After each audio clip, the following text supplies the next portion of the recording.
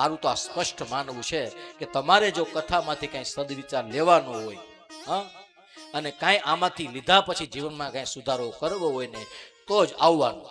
હા, બાકી ઘરે કોઈ છે નહીં, હાલો હથવારે આ કાંઈ ટાઈમ પાસ કરવાનું ઠેકાણું નથી, તો તમે ખોટી જગ્યાએ બેઠા હશો.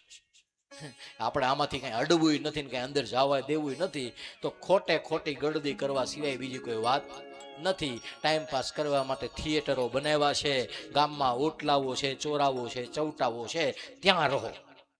જો તમારે આમાંથી આ ટાઈમ ઇન્વેસ્ટમેન્ટ છે ભગવાન. હું તો મારું તો સ્પષ્ટ માનવું છે, ટોળાઓનું કામ જ નથી. ધક્કા મૂકીને ભીડ ને ગળદી, એ ગળદીનું કાંઈ કામ નથી. કળિયુગમાં તો સંઘ હોય, એકની વાતમાં 100 જણાએ હા પાડવી હોય તો જ નીકળવાનું. બાકી એક આમ કે બીજો આમ કે, તો એવી ટોળાશાહીની આ દુનિયામાં કાંઈ કામ નથી. ટોળાવો કાંઈ ન કરે.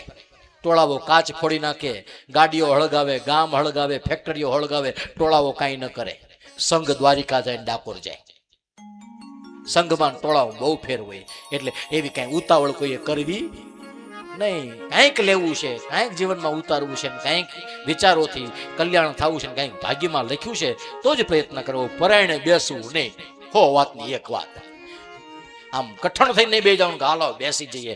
તમને મજા ન આવે 2 કલાક બહાર નહીં. આ કારણ કે ટાઈમ પાસ કરવા માટેની જો ભાવનાથી આવતા હો તો ઠેકાણું ખોટું છે, આ સરનામું ખોટું છે. આ એડ્રેસ જ નથી કે જ્યાં લોકો આવીને ટાઈમ પાસ કરે છે. અને મોટા ભાગે એ થાય છે એટલે કથા ઓળતી નથી. ટોળાવો ખૂબ છે ને, ખૂબ ટોળાવો છે. તો પછી કજિયા હેના છે?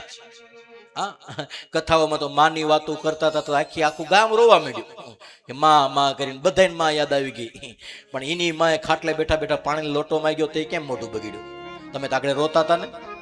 હા, ભાઈની વાત આવી તો રડવા લાગ્યા, આમ હિપકા ભરવા માંડ્યા. હા, અને એનો એ ભાઈ ક્યારેક 1 રૂપિયો વધારે ભાગમાં લઈ જાય તો કેમ મોઢું બગડ્યું? તમે તો રોતા હતા આગળ ભાઈ માટે. તમે સાંભળ્યું ખરા, અનુભવ્યું ખરા, ડિસ્પ્લેમાં દેખાડ્યું ખરા, પણ અનુસરણમાં નથી લેવા તો પછી વાર તારે તો પછી કશું કામનું નથી. હા, અને કથા હંમેશા કડવી જોઈએ. હા, દવા હોય ને એ કડવી જોઈએ, ક્યારે મીઠી હોતી નહીં. અને આ ભવૌષધા છે ભગવાન, આ દવા છે. આ એવી દવા છે જો એક વખત ગળા હેઠે ઉતરી જશે અને સ્વીકારી લેશો, માની લેશો, તો પછી પલા ન પકડે કોઈ. મેદાનમાં ફરો ને ભગવાન, કોઈની ત્રેવડ છે? ભરોસો દ્રઢ હોવો જોઈએ. હા, ગળામાં કંઠી ભેરી પછી નક્કી જ હોવું જોઈએ કે મારો ધણી કોઈક છે, હા, જે મારો વાળે વાંકો નહીં થવા દે. એ ભરોસો હોય પછી ભૂત પ્રેત બધું ભાગે ભગવાન. એ બધું ક્યારે આવે? તો કીધું ભરોસો ન હોય ત્યારે આવે. એટલા માટે ભક્તિ યુવાન છે ભગવાન. અત્યારે સાચી વાત છે ને, તમે આજથી 45 વર્ષ પહેલા કથા કરતા તે કેવી કથા હતી? હતો આટલો બધો દેખાવ, આવા પંખા ને આ એસી, આવી વ્યાસપીઠ ને આવું ડેકોરેશન હતું. રૂપાળી ખૂબ થઈ ગઈ, પણ આ રૂપાળી થયેલી કથામાંથી કાંઈક જીવનમાં ઉતરે તો સમજવાનું કે ભક્તિની હારે આપણા લગ્ન થઈ ગયા છે. આપણે ભગવાનની માળા પહેરી, ભગવાનના નામનું તિલક કર્યું, એના નામનો સેતો પીડ્યો, એના નામની ચુંદડી ને એના નામનું બાનું લઈ લીધું.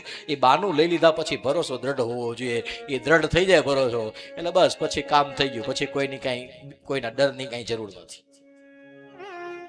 રામ ભજન રામ રટણ સાંજ સવારે, બીક પછી કોની અમારે. એક વખત થઈ જાય પછી